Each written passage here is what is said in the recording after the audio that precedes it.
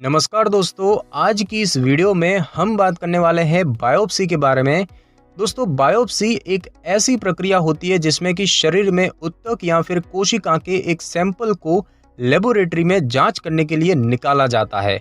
अगर आप में कुछ निश्चित प्रकार के संकेत या लक्षण महसूस हो रहे हैं या अगर आपके डॉक्टर को त्वचा के किसी क्षेत्र में किसी प्रकार का संदेह होता है तो आपको बायोप्सी की प्रक्रिया से गुजरना पड़ सकता है, यह जानने के लिए कि आपको कैंसर है या फिर कोई अन्य समस्या है।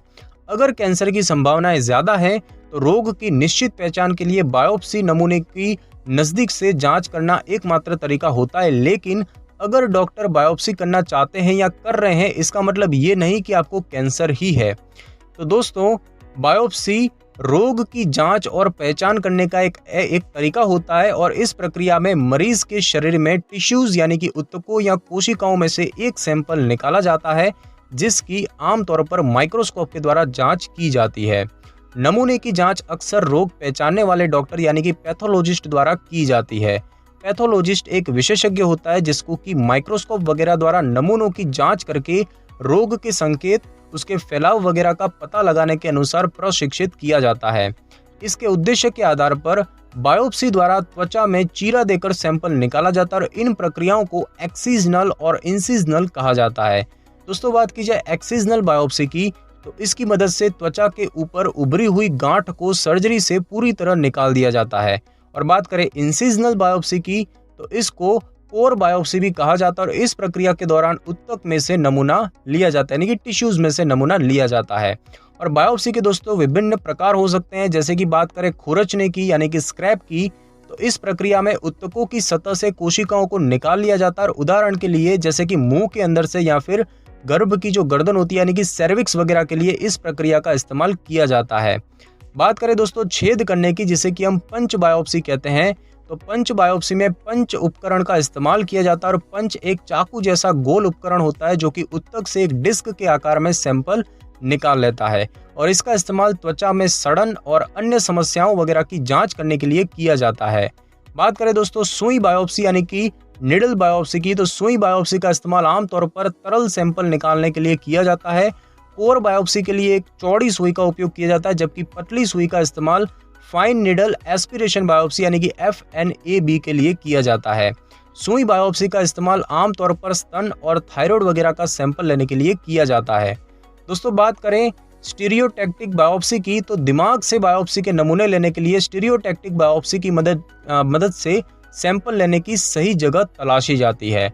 और बात करें दोस्तों एंडोस्कोपिक बायोप्सी की तो इस प्रक्रिया में सैंपल लेने के लिए एक एंडोस्कोप नाम के उपकरण का इस्तेमाल किया जाता है और एंडोस्कोप एक पतला, लंबा और ऑप्टिकल उपकरण होता है और इसको शरीर के अंदरूनी अंगों की जांच करने के लिए शरीर के अंदर भेजा जाता है। और दोस्तों, अब हम जानेंगे कि बायोप्सी जो है वो क्यों की जाती है। तो दोस्तों, कुछ ऐसी स्थितियां हैं जिनमें कि बायोप्सी एक महत्वपूर्ण भूमिका निभाती है।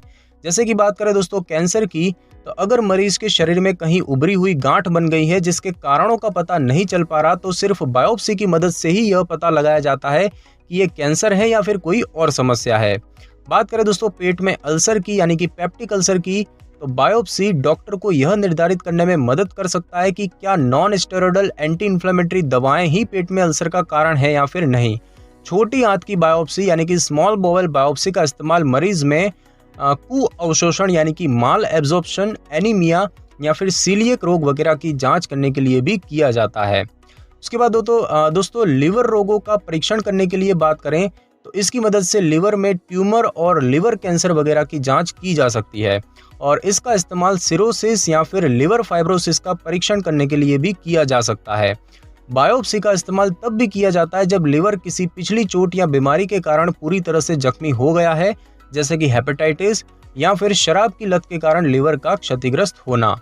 बात करें दोस्तों इन्फेक्शन की, तो सुई बायोप्सी यानी कि निडल बायोप्सी की मदद से यह पता लगाया जाता है कि क्या मरीज को इन्फेक्शन हो गया है और अगर है तो यह किस प्रकार के जीव के कारण हुआ है।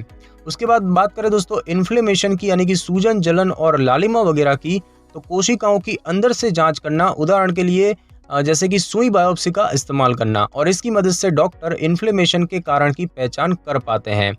कई बार डॉक्टरों को समस्या का पहले ही पता चल जाता है, लेकिन बायोप्सी यह जानने में डॉक्टरों की मदद करती है कि यह समस्या कितनी गंभीर है उदाहरण के लिए बायोप्सी की मदद से यह पता लगाया जा सकता है कि शरीर के अंदरूनी अंग जैसे कि लिवर वगैरह में कितनी गंभीर इन्फ्लेमेशन यानी कि सूजन है।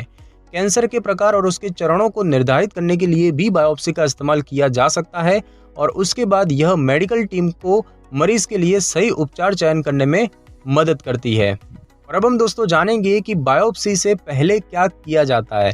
तो दोस्तों बायोप्सी के लिए तैयारी बायोप्सी के प्रकार पर निर्भर करती है। उदाहरण के लिए सुई बायोप्सी के लिए कुछ मामूली तैयारियां की जाती है जिसको अस्पताल या फिर लेबोरेटरी में ही कर लिया जाता है। कुछ मामलों में कपड़े भी उतारने पड़ सकते हैं या अस्पताल में मिला हुआ गाउन पहनना पड़ सकता है। बायोप्सी से पहले कुछ भी खाने और पीने से पहले डॉक्टर से या नर्स से बात कर लें। अगर आप नियमित रूप से कोई दवा ले रहे हैं तो बायोप्सी करवाने से पहले उसके बारे में भी डॉक्टर को बता दें। जो भी दवाएं और सप्लीमेंट आप लेते हैं बायोप्सी से पहले उन सभी की जानकारी डॉक्टर को दे दीजिए, खासकर खून पतला करने वाली दवाओं के बारे में।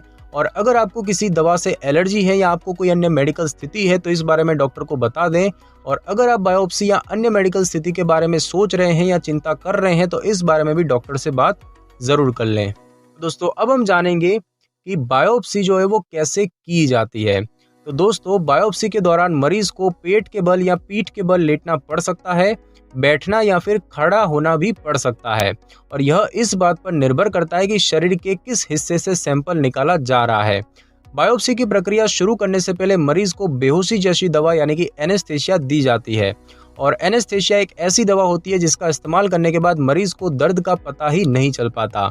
एनेस्थेसिया के कई प्रकार होते हैं जिनका उपयोग बायोप्सी के प्रकार और शरीर में बायोप्सी कहाँ की जा रही है इसके आधार पर किया जाता है। और एनेस्थेसिया के कुछ प्रकार जो कि मुख्य रूप से इस्तेमाल किए जाते हैं उनकी बात करें तो लोकल एनेस्थेटिक जो कि कुछ भाग को शून्य करने वाली दवा होती है, उसको आमतौर पर इंजेक्शन के द्वारा त्वचा में लगाया जाता है और इंजेक्शन लगने के दौरान हल्की चुभन महसूस हो सकती है। लोकल या फिर रीजनल एनेस्थेसिया लेने के साथ आपको आराम देने के लिए कॉन्शियस सेडेशन या फिर मॉनिटर एनेस्थेसिया दवाओं का इस्तेमाल किया जाता है। दोस्तों कॉन्शियस सेडेशन जो है वो होश में शून्य करने की एक क्रिया होती है और प्रमुख सर्जरी वगैरह के दौरान मरीज को जनरल एनेस्थेसिया की मदद से बेहोश कर दिया जाता है और अगर आपको जनरल एनेस्थेटिक दी जाती है जो सर्जरी की प्रक्रिया का आपको पता नहीं चलेगा। दोस्तों अब हम जानेंगे कि बायोप्सी के बाद क्या किया जाता है। तो दोस्तों बायोप्सी प्रक्रिया के बाद आपको अस्पताल में 1 दिन तक रुकना पड़ सकता है या बायोप्सी प्रक्रिया पूरी होने के बाद तुरंत ही छुट्टी मिल सकती है। डॉक्टर जो है मरीज को बायोप्सी के प्रकार और बायोप्सी के दौरान दी गई एनेस्थेसिया की दवाओं के आधार पर छुट्टी देते हैं। जिस क्षेत्र में बायोप्सी किया गया है उस क्षेत्र में आपको थोड़ा बहुत दर्द और सूजन महसूस हो सकती है। दर्द और उस जगह को इन्फेक्शन से बचाने के लिए डॉक्टर अक्सर कुछ दर्द निवारक और एंटीबायोटिक्स दवाएं देते हैं और जब ऊतक से सैंपल के लिए टुकड़ा निकाल लिया जाता है तो इसका विश्लेषण करने के लिए इसे लेबोरेटरी में भेज दिया जाता है। और अब हम दोस्तों जानेंगे कि बायोप्सी में क्या क्या जोखिम या क्या क्या रिस्क हो सकते हैं। तो दोस्तों कोई भी मेडिकल प्रक्रिया जिसमें त्वचा के साथ चीरफाड़ की जाती है उसमें इन्फेक्शन और ब्लीडिंग के जोखिम अधिक होते हैं। हालांकि अगर चीरा छोटा है जैसे कि सुई बायोप्सी तो इन्फेक्शन वगैरह के जोखिम कम हो जाते हैं। दुर्घटनावश लगी चोट कई बार अंदरूनी अंगों को प्रभावित कर सकती है जैसे कि पेट संबंधी बायोप्सी के दौरान आंतों का क्षतिग्रस्त होना। जटिलताओं में संभावित रूप से खून बहना और संदिग्ध ऊतक ना मिल पाना वगैरह शामिल है और इन जटिलताओं के कारण बायोप्सी का रिजल्ट उल्टा हो सकता है और सही नमूना ना ले पाने के कारण बायोप्सी को फिर से करने की आवश्यकता पड़ सकती है। गौरतलब है कि अगर एक अच्छे अस्पताल में प्रशिक्षित विशेषज्ञ से बायोप्सी करवाई जाए तो ये सारे जोखिम न के बराबर होते हैं। इसके अलावा लोगों में यह धारणा है कि बायोप्सी से कैंसर फैल सकता है, ये बिल्कुल ही गलत है। बायोप्सी से कैंसर नहीं फैलता है। असल में बायोप्सी कैंसर की सटीक जांच होती है। कैंसर के होने या न होने की 100% जांच बायोप्सी ही होती है। तो अगर कैंसर की पुष्टि के लिए डॉक्टर आपकी बायोप्सी करना चाहे तो इससे आपको घबराना नहीं चाहिए। तो दोस्तों अब हम जानेंगे कि बायोप्सी के रिजल्ट का क्या मतलब होता है। तो दोस्तों बायोप्सी के सैंपल के रिजल्ट यह निर्धारित करने में मदद करते हैं कि कोशिकाएं कैंसरग्रस्त हैं या फिर नहीं। अगर कोशिकाएं कैंसरग्रस्त मिलती है तो बायोप्सी के रिजल्ट से यह भी पता चल पाता है कि कैंसर कोशिकाएं कहां से पैदा हुई है और किस प्रकार का कैंसर है। बायोप्सी डॉक्टर को यह निर्धारित करने में मदद करती है कि कैंसर कितना आक्रामक है और वह किस स्टेज यानी कि किस ग्रेड में है। यह ग्रेड अक्सर 1 से 4 के पैमाने के अंकों के बीच दर्शाई जाती है जिसको माइक्रोस्कोप द्वारा देखकर निर्धारित किया जाता है। आमतौर पर लो ग्रेड यानी कि ग्रेड 1 के कैंसर कम गंभीर होते हैं और हाई ग्रेड यानी कि ग्रेड 4 के कैंसर अक्सर अधिक गंभीर होते हैं। यह जानकारी डॉक्टरों को उपचार के विकल्पों का चयन करने में मदद करती है। उपचार का सही चुनाव करने में अन्य कई प्रकार के टेस्ट भी मदद करते हैं। बायोप्सी के रिजल्ट का समय कम या ज्यादा हो सकता है। सर्जरी के दौरान जांचकर्ता बायोप्सी पढ़कर कुछ मिनटों में सर्जरी करने वाले डॉक्टरों को वापस रिपोर्ट दे सकता है। बायोप्सी पर अंतिम और अत्यधिक सटीक नतीजा निकालने में 1 हफ्ता या उससे ज्यादा का समय लग सकता है। बायोप्सी का सटीक परिणाम जानने के लिए आप अपने डॉक्टर से बात करें और यह भी पूछें कि बायोप्सी के रिजल्ट आने में कितना समय लग सकता है। अब हम दोस्तों जानेंगे कि बायोप्सी कब करवाना चाहिए। तो दोस्तों बायोप्सी करने का निर्णय डॉक्टर द्वारा लिया जाता है। अगर आपको कोई समस्या है, जैसे कि ठीक ना होने वाले अल्सर जिसके कारण का पता न चल पाए, स्तन में गांठ बनना, अगर लक्षणों की पहचान अस्पष्ट हो और मरीज को लक्षण महसूस हो रहे हों, अगर एक्सरे या सिटी स्कैन में सिस्ट या ट्यूमर देखा गया हो, ब्लड कैंसर के परीक्षण के लिए अस्थि मज्जा, या फिर लंबे समय से शराब का अधिक सेवन करने वाले लिवर संबंधी रोगों के मरीज हो, तो आमतौर पर आपको बायोप्सी करवाने की सलाह दी जाती है। तो दोस्तों आज की इस वीडियो में बस इतना ही। अगर आपको मेरी ये वीडियो और जानकारी अच्छी लगी हो तो वीडियो को लाइक और शेयर कर दीजिए और कमेंट करना बिल्कुल भी ना भूलें। और अगर आप हमारे चैनल पर नए हैं तो चैनल को कर ले सब्सक्राइब और बेल आइकन के बटन को जरूर क्लिक कर ले ताकि मेरी नई वीडियो की नोटिफिकेशन सबसे पहले आपको मिल सके। Thanks for your time.